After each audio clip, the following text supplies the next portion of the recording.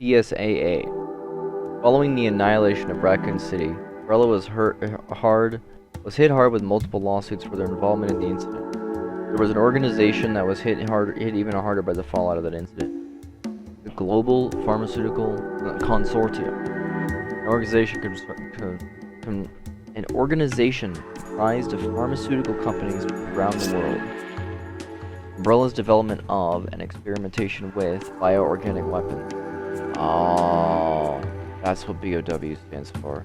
Along with the sale of those weapons on the black market, caused people to distrust the Global Pharmaceutical Consortium, and the fact that Umbrella was an executive board member only deepened their misgivings. If things had ended there, the consortium might have just escaped with a tarnished reputation, but in today's world, medicine is an integral part of almost all medical procedures. The public is also quite informed when it comes to which medications are trusted and which may not. If the population loses trust in the pharmaceutical company responsible for creating certain medications, it can quickly bankrupt said company. Umbrella trials took a turn for the worse for the consortium when the prosecutors presented evidence that incriminated many other pharmaceutical companies. Did Leon have evidence? Was it Leon and Claire who brought the evidence, maybe? Prosecutors showed that Umbrella acquired medicines and techniques developed by other companies and employed them in their own bioweapons research. They commissioned each of the respective companies to only partially develop certain medications, but they could not be traced to what was ultimately being developed. Responsible companies thus unwittingly contributed to the development of bioweapons. Until this development in the case, the consortium looked at the lawsuits as Umbrella's problem. Now the problem was thrust into their laps as well. Companies that were linked to Umbrella faced the possibility of sharing blame for the deaths of hundreds of thousands of innocent people. And if Umbrella lost the lawsuits, they would face bankruptcy as well. Even if Umbrella was found not guilty of any wrongdoing, the negative publicity would not only be disastrous for sales, the governments of the world would revoke the corporation's permits to sell their products. Not having permission to distribute their products worldwide would effectively dismantle their business. Pharmaceutical companies realized they had no choice but to take drastic measures to counter their dismal prospects. The consortium decided to strike a deal with the prosecutor. They would put all their effort into assisting with the case against Umbrella, even to the point of turning over any internal company documentation. Prosecutors in the case, being obsessed with seeing Umbrella fall, agreed to accept the help of the consortium's company, and in return, they would not pursue legal action against them. In 2003, Umbrella was found guilty on all charges. With its fall, the scandal that rocked the pharmaceutical industry to its core would finally be put to rest. But Umbrella's dismantlement led to an unforeseen situation. In the fallout of Umbrella's collapse, POWs began to show up on the black market. Weapons wound up in the hands of terrorists, guerrilla fighters, and unstable state governments. And the threat of these POWs began to be felt around the world. Faced with a new Umbrella-like crisis, the Global Pharmaceutical Consortium knew that they would have to take immediate action. It was then that the Bioterrorism Security Assessment Alliance, BSAA, was formed to fight threats from POWs. So Chris and Jill's entire purpose is to fight biological shit, and Leon works for President Biden. Upon its initial foundation, only 11 elite individuals were made part of BSAA. Their job was limited to that of observers and armies and police units around the world that conducted counter-bioterrorism operations. Unfortunately, the world's bioterrorism problem was much bigger than anyone had anticipated, so a new course of action was required to handle the problem. To that end, consideration was given to creating a team that could react instantly to threats. The BSAA was still only a civilian-led organization. It could not operate freely in sovereign nations and thus were unable to conduct investigations, make pertinent arrests, or even use force when the situation dictated it. It was clear now that the threat of bioterrorism was now the entire world's problem and something that would have to be done. BSAA was then reformed under UN's jurisdiction. As a UN-controlled special forces team, BSAA's acceptance in the UN member states was taken as a given. The truth of the matter was that only 70% of the member states would approve of BSAA activities on their soil. and the remainder of the states would only approve BSAA activities in their countries on a conditional basis. That is how the current incarceration of the BSAA was formed. Incarnation of the BSAA was formed. The BSAA's headquarters was located in England, but any further details on the location were not released to the public. The BSAA team had to be able to be deployed within 12 hours. It was assumed they were located near an airport hub or Air Force base. Some sources claim that the BSAA bases in the area. Some sources claim that BSAA had bases in the area under their jurisdiction. Following is a list of areas under the jurisdiction of the respective BSAA branches: European headquarters, Europe and Western Russia; Middle East branch, the Middle East and part of Africa; North American branch, the entire North American continent; Richard Redfield is stationed here; South American branch, the entire South American continent; West African branch, the western part of the African continent; Jebel al-Mar is stationed here; East African branch, the eastern part of the African continent; Far East branch, eastern Russia and the countries east of India; Oceania branch, Australia and the center of operations for Oceania. Australia is the center of operations for Oceania. Antarctica, where Umbrella's Arctic base was located, falls under the jurisdiction of the Oceania branch. Each BSAA branch has a considerable number of people on their tactical team, most of them coming from police, special forces, and militaries around the world. The support staff for the teams was also quite large, and they came mainly from government organizations in different countries. There were many groups of experts on the staff that provided technical, medical, physical, and mental support for the teams. The BSAA's deployment teams were divided into two groups. The first group was the Special Operations Unit, SOU. The SOU were sanctioned to infiltrate an area, engage in combat, and subdue offenders. Teams were usually comprised of 12 members, and each team was divided into 3 4-man cells. A special feature of the SOU is the flexibility of its personnel during operation. In order to match the scale of an operation, cells from other teams are brought in on a regular basis. In one specific joint operation, there were 70 elite members working together. Dan DeCant is currently the leader of Alpha Team for this operation. The team is comprised of his own standard team along with cells from other teams. The designation Alpha Team will only be used for this operation. Reports indicate that because unknown BOWs are involved, the efficiency of the tactical team's methods for handling them may be low. Consideration has been given to the strong points that raise their efficacy. Another key part of the BSAA is the Special Operations Agent, SOA. Usually they are referred to as just agents, and unlike the SOU, agents work alone. The agents are primarily involved with the investigations and espionage activities, and as such they are considered the eyes and ears of the BSAA. During certain operations, it may become difficult for tactical teams to penetrate the front, so it is up to the agents to carry out the missions. During those types of missions, a 2-man cell is the basic deployment unit required to carry out the mission. Sometimes agents must go beyond the jurisdiction of the BSAA branch to carry out their mission. Many of them are dispatched to areas with unlawful activities. This mission sees Agent Chris Redfield in that role. Agents who work alone are highly capable, and they rank higher than SOU members. However, agents are not chosen so much for their abilities or technical prowess, but for the psychological state and amplitude in handling situations. Actual skills and abilities may be overperformed by SOU members. The BSAA is a public organization with the international staff, but owing to the logistics of running such an organization, it is a well-known fact that many of the funding comes from the Global Pharmaceutical Consortium, which is still around apparently. While this relationship has been the target of much criticism, the consortium's funding removes the financial burden from the participatory nations, and as such, any motivation to change the situation incur unwanted expenses. As for the consortium, their sponsorship acts as a much-needed industry-wide PR service so far as the partnership has been beneficial to all parties involved. On a final note, the 11 members who were part of the BSAA from the beginning are highly respected within the organization and are all known as the Original 11.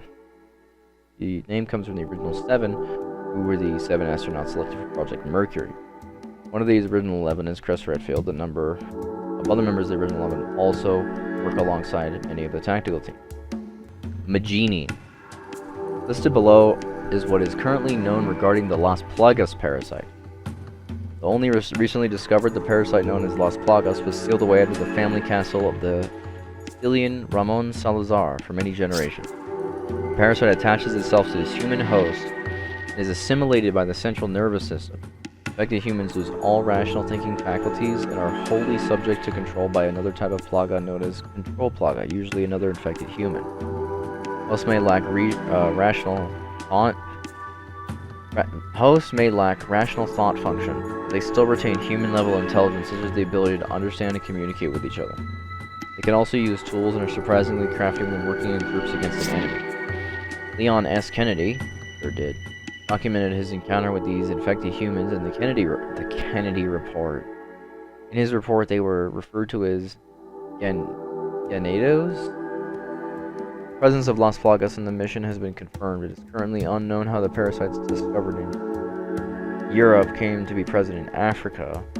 A known bioweapon smuggler, Ricardo Irving, is wanted for questioning regarding this matter. This information was obtained by the BSAA's Alpha team at a great personal risk to themselves. The report indicated that a Las Plagas sample was extracted from Europe and has undergone both biological and genetic modification, creating a more effective and potentially dangerous biological weapon. This modified Las Plagas has been classified by researchers as Type 2 Plagas. The presence of the Type 2 Plagas has been confirmed to be present in Africa by various intel reports. Type 2's initial infection characteristics vary from the original parasite infection. The Las Plagas discovered in Europe were injected into humans during the egg phase. They would then reach maturity within the host body, at which point they would assume control of the host central nervous system. Type 2 infection occurs from a mature parasite. It requires it to enter the host orally, usually by forcibly directing into the person's potential host's mouth. The observed result is a type of infection method is one of extreme muscular convulsion and uncontrollable body spasm. Also of note, whereas the original Las Plagas took anywhere from a few hours to a few days to assimilate a host, Type 2 requires almost zero maturation time. From this point alone, Type 2 is a much more efficient weapon. Infections of this type have already been witnessed by BSAA operatives currently stationed in the area. Type 2 takes over the central nervous system of infected humans and incapacitates normal rational thought faculties. The infected hosts become willing subjects to the ones that control them. However, to maximize their infectiveness as a weapon, persons who command them do not need to possess a control plaga to do so. Hosts retain their intelligence, and the abilities of the host are dependent on the abilities inherent within the human before infection. This is the same as the original version of Las Plagas parasite. It has been speculated that to raise their proliferation as a weapon, the parasite has been altered so that the host will actively infect others in order to increase their numbers. According to intel reports, Type 2 hosts are apparently known as a genie to weapon stealers. This word comes from the local language meaning evil spirit. Because the code name Type 2 exists, it is presumed that there are also subsequent number types, Type 3, Type 4. No confirmation of this, however, has been acquired at this time. Chris Redfield. Listed within this file is the general background information overview of BSA agent Chris Redfield. As pieced together from various sources, the information listed here is neither complete, nor should it be used as a psychological analysis of the subject. Chris Redfield began his military career in the United States Air Force, possessing a service record complete with both commendations and disciplinary actions. Commanding officers have described Chris as uncompromising, possessing unwavering dedication, and having a high level of adaptability. He's just here to get the job done, you know. It was these traits that saw Chris earn his wings, but also these same traits that brought him into direct conflict with his superiors. Unable to settle these differences, Chris retired from the United States Air Force. After retirement, Chris was scouted by Raccoon City Special Forces, STARS, because of his superior firearm and hand-to-hand combat skills, along with his qualification as both fixed-wing aircraft and a helicopter pilot. Joining the STARS team, Chris was designed as a point man, PM, for Alpha Team. As PM, it was his duty to scout and secure positions ahead of his team. Duties required him to not only be a good shooter and fighter, but also be able to use a wide array of weapons. It was in this area where he excelled, showing the ability to handle anything from small arms to large weapons, and the flexibility to use them as the situation dictated. Chris's performance with STARS was exemplary. It appeared that he had finally found his niche, but fate had other plans in mind for Chris. Unbeknownst to him, The next chapter of his story was about to unfold on that fateful night in July 1998. In Resident Evil 1. STARS Bravo team responding to reports of disappearances in the surrounding areas of Raccoon City abruptly went radio silent. Alpha team was sent in to investigate. Shortly after their helicopter touchdown, it was attacked by wild, ravenous canines known as BOW Cerberus, and were forced to take refuge in a nearby mansion. The mansion was in reality the Arclay research facility for the pharmaceutical giant Umbrella. It was at this facility that they developed bioweapons and conducted uncounted illegal experiments. Here, Chris and his partner Jill Valentine were forced to combat numerous BOWs as part of an active tactical research plan devised by Albert Wesker. So it was Wesker the whole time. I was right. Wesker was the commanding officer of STARS and therefore Chris and Jill's superior, though all his actions were done at the behest of Umbrella Corporation. Wesker used his rank in STARS to manipulate Chris and Jill. Wesker unleashed several BOWs into the mansion in order to gather data for his own end. This tragedy in the Arclay Mountains became known as the Mansion Incident, and ended with Chris and Jill destroying the creature known as Tyrant, the death of Wesker, and the destruction of the laboratory. We killed Wesker in Resident Evil 1? Did we? He's in Resident Evil... all of them. Having survived the incident in the mansion, Chris attempted to notify the authorities regarding Umbrella's activities, but all his warnings were ignored due to Umbrella's powerful sway. Having exhausted this option, he attempted to notify the U.S. government of the situation. This too, however, proved fruitless. He knew that taking on such a large corporate entity alone would not be easy. It might in fact prove fatal, but in the end he was left with no other choice. Thus Chris continued his investigation on his own, without informing his family of his intentions. He soon departed for Europe. Chris wanted to shield his family from any ill effects his investigation might incur, but ironically, he brought one of his family members into the fray, Claire. And Claire Redfield was unable to get in contact with her brother. He journeyed to Raccoon City to find him. On arrival in the city, he found the area awash in the terror brought by the spread of the T-virus. In a land of death and confusion, Claire met Leon S. Kennedy. Together they were able to fight their way out of the city. After the Raccoon City ordeal, Claire flew to Paris to investigate Umbrella's activities in Europe. She was captured and sent to Rockford Island. Whoops. When Chris learned from Leon what had happened to Claire, he made his way to Rockford Island to free her. So, Chris and Leon know each other. It's from there that Chris was confronted with many harsh facts. Umbrella had a research facility in Antarctica. Alexa Ashford was still alive. There was a new virus called T. Veronica. More surprisingly of all, Albert Wesker was still alive. The man behind the horror of the mansion incident, Chris's former commanding officer, somehow survived the destruction of the mansion. Once again, Chris was unwittingly thrust into one of Wesker's schemes, and he was forced to face the man whose destiny appeared to be intertwined with his own. Chris was easily overpowered by Wesker's inhuman strength. Luck was on Chris's side that day. In the ensuing conflagration that consumed the island, Chris and Wesker's conflict was put on hold for the time being. With his resolve strengthened, Chris determined that no matter what the personal cost to himself, Umbrella would fall.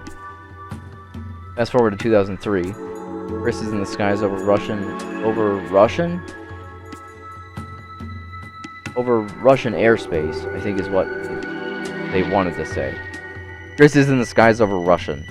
His partner Jill Valentine by his side. At this point, Umbrella was in dire straits. In the wake of the destruction of Raccoon City, the company became embattled in litigation, and their stock price plummeted. It was only a matter of time before Umbrella collapsed. It was during this time that Chris learned of Umbrella's plans to develop a new type of BOW. Chris and Jill had obtained information. They were headed to the Caucasus laboratory where the Talos plan was being conducted in secret. They were to rendezvous with an anti-bioterrorism unit and attack this location.